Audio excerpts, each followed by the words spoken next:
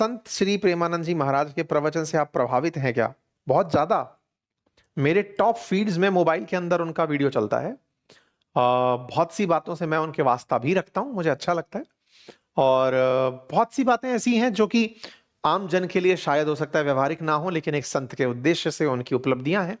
उन्होंने जो देश के अंदर संत समाज के प्रति एक समाज का ऐसा वर्ग था जो कि नेगेटिविटी ही तलाशता था कि अगर संत है तो ये बेकार आदमी ही होगा, संत है तो इसने कोई ना कोई तो अत्याचार किया ही होगा। वो संत समाज के लिए एक बहुत बड़े चेहरे बन के आए हैं, जो कि पिछले कुछ सालों में भारत के संतों के साथ में जो समाज के अंदर एक व्यवहार चल रहा था कि इनके साथ कोई ना कोई कैरेक्टर गलत निकल जाएगा, उस चीज को उन्होंने बहुत ही अच्छे से वापस से इमेज को सही करने में योगदान दिया है। तो इस बात के लिए तो उनकी हमेशा संत समाज की तरफ से भी और सनातन की तरफ से भी प्रशंसा होनी चाहिए, मान्यता होनी चाहिए कि उन्होंने एक बहुत बड़ा अलग जगाया है। और रही बात जो रीति रिवाज और परंपराओं की, वो बात करते हैं जिस तरह से वो बहुत ही प्रैक्टिकल ग्राउंड पर बातें करते हैं, मैं उनका बहुत बड़ा प्रशंसक हूं।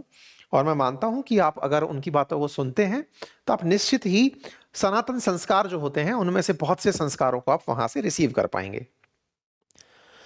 How to control our brain please sir.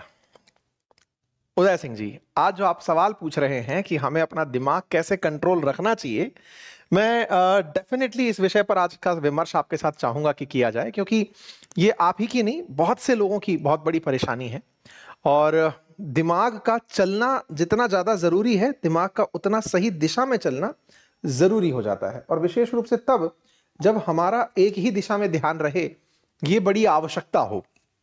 विद्यार्थी जीवन में तो ये बड़ी परेशानी है ही कि जब हम काम करने बैठते, पढ़ने बैठते हैं, तो पढ़ते समय हमारा दिमाग बहुत सी चीजों की तरफ दौड़ने लगता है, तरह तरह के आइडियाज की तरफ दौड़ने लगता है। पढ़ने के अलावा सारा काम पसंद आने लगता है।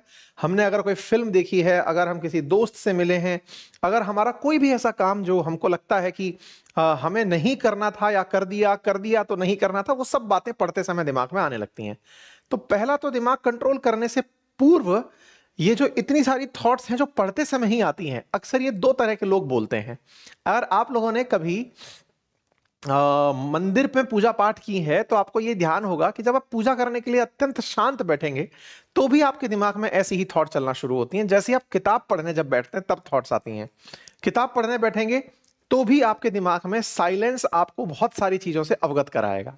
मेरा यहां पर एक छोटा सा तजुर्बा कहता है, पूजा कर रहे हो या फिर पढ़ाई कर रहे हो, ये इतने सारे थॉट आ क्यों रहे हैं या फिर इसी समय क्यों आ रहे हैं? इसके पीछे का कारण है, आप बाकी जितना भी टाइम है उस समय कहीं ना कहीं अंगेज हो। आप अपने दिन भर में केवल दो ही बार, पूजा के समय या फिर पढ़ते समय, आप शांति से बैठे हैं। ऐसे में दिमाग ने जितना भी कचरा ले लिया है उसकी वो जुगाली करता है, और वो जुगाली हमें परेशान करती है। जुगाली समझते हैं? जैसे जानवर जब भोजन कर लेते हैं अत्यधिक तो उसे बैठकर बहुत देर तक चबाते रहते हैं, ये चबाना उनकी जुगाली है। ठीक है, हमारा मस्तिष्क भी कुछ ऐसा ही, अपने अंदर जितना सारा डेटा उसने फीड कर लिया है उसे वो रिप्रोसेस कर रहा होता है कि कितना जरूरी है जो रखना है, कितना जरूरी है जो फेंक देना है। तो पहला तो पॉइंट नंबर यही है कि आप सबसे जरूरी चीज ये पढ़ाइए कि दिमाग अगर पढ़ते समय दौड़ रहा है या फिर कंट्रोल में नहीं रह रहा जो आपकी भाषा में, तो आप अपने दिमाग के साथ पढ़ने के अलावा या मंदिर के अलावा भी कुछ समय बिताइए। एक ज़ेन टेक्निक होती है जिसके बारे में मैं फिलहाल पढ़ रहा हूं, कुछ दोस्तों से मैंने सुना उसके बारे में। कहते हैं कि आपके दिमाग में कुछ समय ऐसा भी हो जब आप कुछ नहीं सोच रहे हो, खालीपन, कुछ नहीं सोच रहे हो ये तो आप भी चाहते हैं, लेकिन कुछ ना कर रहे हो तब आप खाली हो। यानी पूजा भी नहीं कर रहे हैं, पढ़ भी नहीं रहे हैं, यात्रा भी नहीं कर रहे हैं, बस ऐसे ही सुस्ताने के लिए बैठे हैं तसल्ली से। तब उस दिमाग को लगता है कि ये आदमी वाकई में इस समय मेरे साथ बैठा है। ये ह्यूमन साइकोलॉजी के अंदर व्यक्ति की व्यस्तताओं को कंट्रोल करने के लिए दिया गया टूल है, जिसे कई अन्य जगहों पर मेडिटेशन कहा गया, कुछ जगहों पर इसे केवल खाली बैठना कहा गया। मेडिटेशन में इसे ध्यान तक ले जाने की बात की गई। विद्यार्थी जीवन में बच्चा खुली आंखों से जो मेडिटेशन पढ़ते समय कर रहा होता है, इसलिए वो परेशान हो जाता है कि यार मेरे दिमाग में तमाम थॉट आ रही हैं। होपफुली अब आपको थोड़ा बहुत जवाब पते का मिल गया होगा। प्रयास सिर्फ इतना कीजिए कि आप पढ़ते समय की जगह या फिर कोई भी काम करते की जगह अपने साथ चाहे 10 मिनट बैठिए जरूर। और सुबह उठते ही मत बैठ जाइए कि जैसे नींद में ही सर मैं तो बैठ लेता हूं अपने साथ, तो उसे नींद ही कहते हैं। उस समय आपका दिमाग पूरी तरह एक्टिव नहीं हुआ है, तो उसे इतनी भी तवज्जो मत दीजिए। बस ये मैं आपके साथ में एडिशनल ऐड कर रहा हूं, ठीक है। चलिए, और कोई सवाल? बढ़िया सा अच्छा सवाल था सर, नेचर की पूजा करनी चाहिए या भगवान की? गौरव जी, हालांकि मैं इसके लिए मतलब उचित व्यक्ति तो नहीं हूं, क्योंकि मैं इस तरह की प्रीचिंग फिलहाल तो नहीं देता हूं कि मैं आपको ये बताऊं क्या करना चाहिए क्या नहीं करना चाहिए। मैं आपको बता सकता हूं कि मैं क्या मानता हूं, मेरा बिलीफ सिस्टम बता सकता हूं, और मैं कैसे चीजों को देखता हूं वो मैं आपके साथ साझा कर सकता हूं। नेचर ईश्वर के होने का ही परिचायक है, मैं ये मानता हूं। प्रकृति में जितनी भी चीजें हो रही हैं, बहुत ही खूबसूरत लाइन जो मुझे कई बार बहुत से अच्छे वक्ताओं से सुनने को मिलती है कि इंसान ने खुद को इतना व्यस्त कर लिया कि उसे लगता है कि अब वो प्रकृति को कंट्रोल कर रहा है। चाहे बच्चा पैदा करना हो, बच्चे का भरण पोषण करना हो, व्यक्ति का पूरी जीवन दिनचर्या हो, वो अपने द्वारा विकसित की गई मशीनों से, अपने द्वारा किए गए कार्यों से उन्हें कंट्रोल करने का प्रयास कर रहा होता है। बच्चे की डिलीवरी के लिए भी बड़े बड़े डॉक्टर्स, बड़े बड़े अस्पताल, वहां से लेकर बच्चे की पढ़ाई के लिए, बच्चे को पूरे संस्कार देने के लिए डॉक्टर्स, टीचर्स, उसको पूरी मेंटरशिप देने के लिए चीजें निकली हुई हैं। फिर आप जब आगे निकल रहे हो, आपके लिए तरह तरह तरह की चीजें निकली हुई हैं। लेकिन कहते हैं कि नेचर नामक जो गॉड है ना, इसने सबको इतना आत्मनिर्भर तरीके से पैदा किया।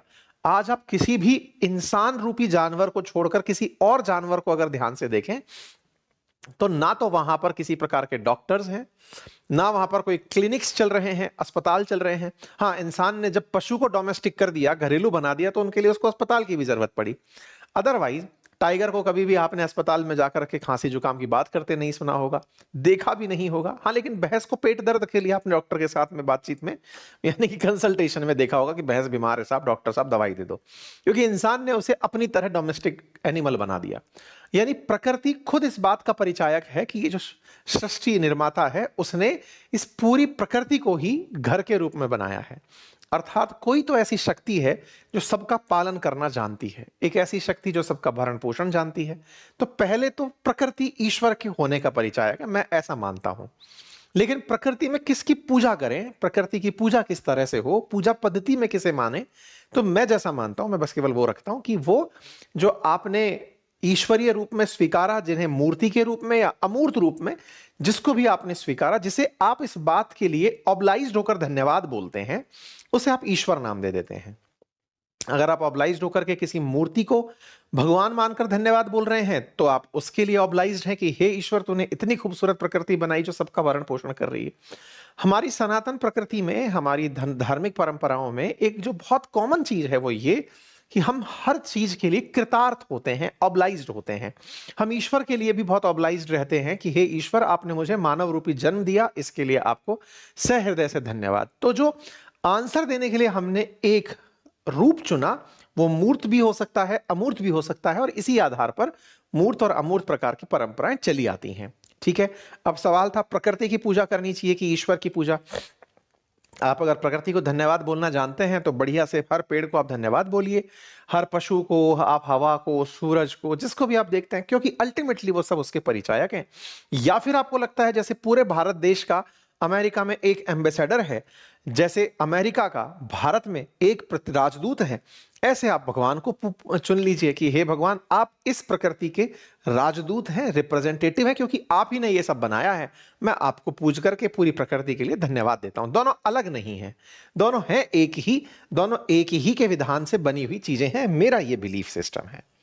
हाँ जी, चलिए, बहुत सारी आपसे बातें हुई, फिलहाल के लिए इतना ही, और बहुत बहुत धन्यवाद। अपना ख्याल रखें। बहुत बहुत धन्यवाद।